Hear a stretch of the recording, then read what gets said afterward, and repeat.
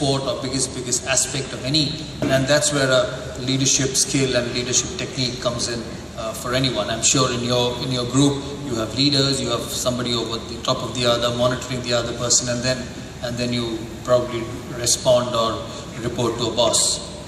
So for me, it's about what you do in leadership. It's not about what you say, because in a group of people you will always have people, somebody trying to work harder than the other, somebody trying to make an impact more than the other, somebody wants to job desperately, somebody wants to be seen around. So it's about actions, and I've realized over the years that actions are certain things which never go unnoticed.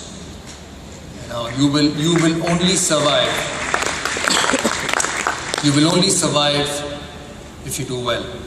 And in sport we talk about selection, we talk about selection meetings, where every time you hear that he's been dropped, he should have been picked. But if you watch closely, if you follow teams closely, it's only the last 3 or 4 players who are getting picked and dropped.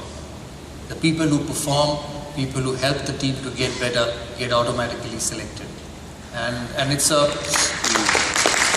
nobody had to select Sachin Tendulkar, nobody had to select Rahul Dravid, because with their performance, with their skills, they selected themselves.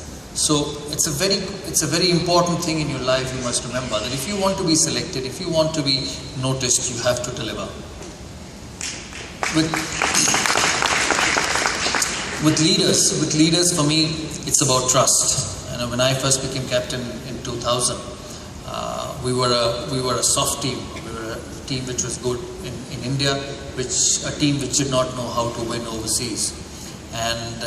And I realized that the biggest thing for a leader would be to develop trust among his people.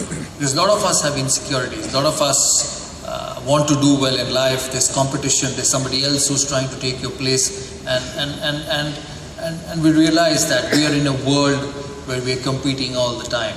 And I think that's where the job of your captain or your leader. We have captains in cricket.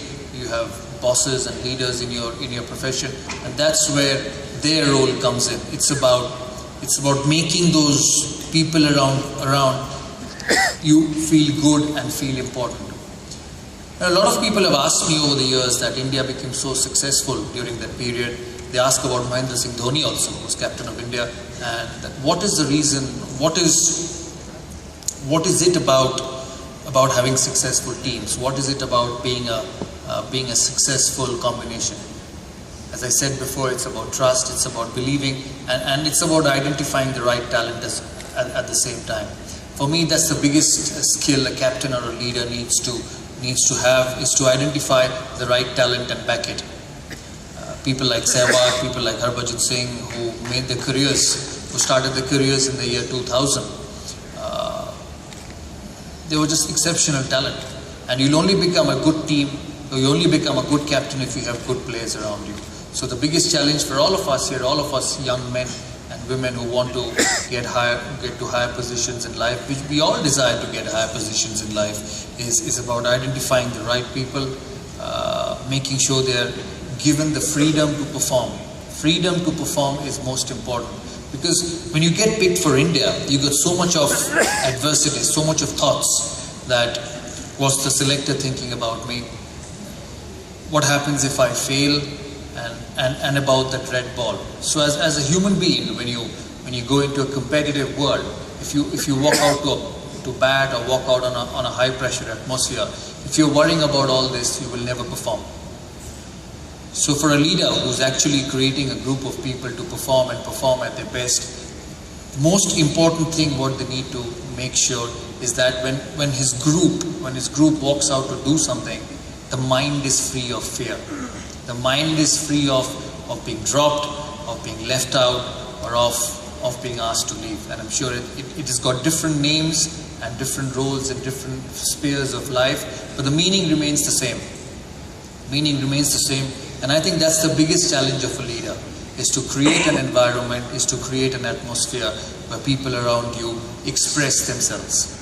People around you are allowed to come in the morning, do their work, and when they leave at 5 o'clock in the evening in a sporting world, is that I have given everything I have and I've been able to express myself.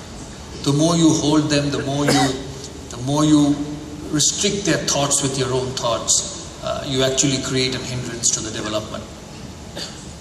So for all of you who are trying to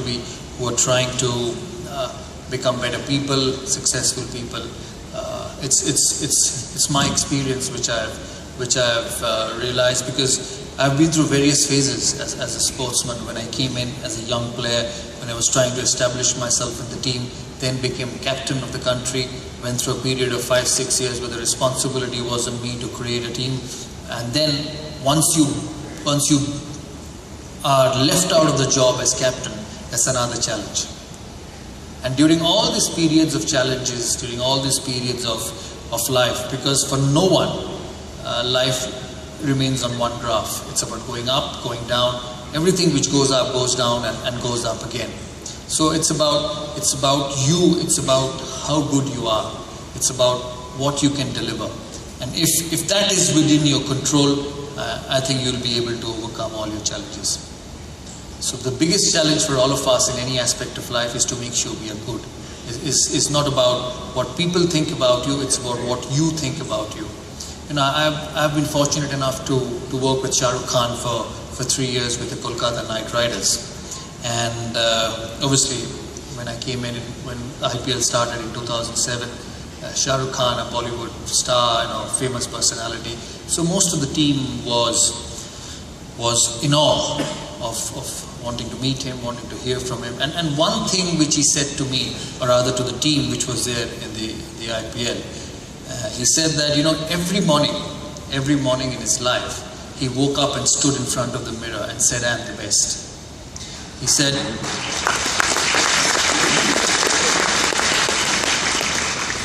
that I'm not the most good-looking man in the world. I may not be able to dance like some of the other Bollywood actors would do, but I will do the best with what I have. I'll do the best with what I possess. And those words have stuck in my ears since then, because I felt they were fantastic words for any one of us. Because all of us are not blessed with the same ability. Most of us will not be a Tendulkar. Most of us will not be a Narayan Murthy. Most of us will not be a Bill Gates. 95% of us will not, because they're exceptional people. But we can still make the best of what we have with our own ability by working hard. So it's something which has made a difference in my life, and I'm sure it's something which is going to make a difference in your life. And I felt those words so refreshing, that you wake up in the morning, stand in front of the mirror, and just say that I'm going to do the best with what I have, with whatever ability I possess. I'm not going to follow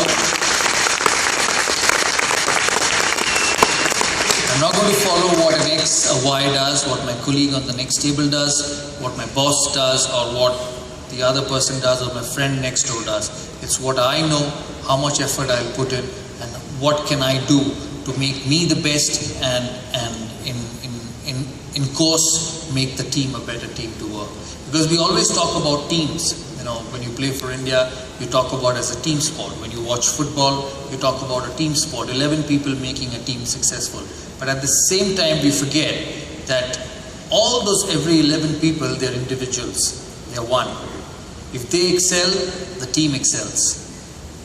So for all of you here who are going to be a part of this wonderful company, who are going to take this company forward, who are going to take, or maybe move on to another company in a few years' time, this, not that I'm asking you to go though.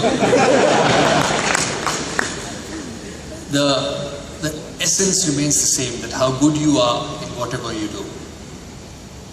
So thank you so much for listening to me for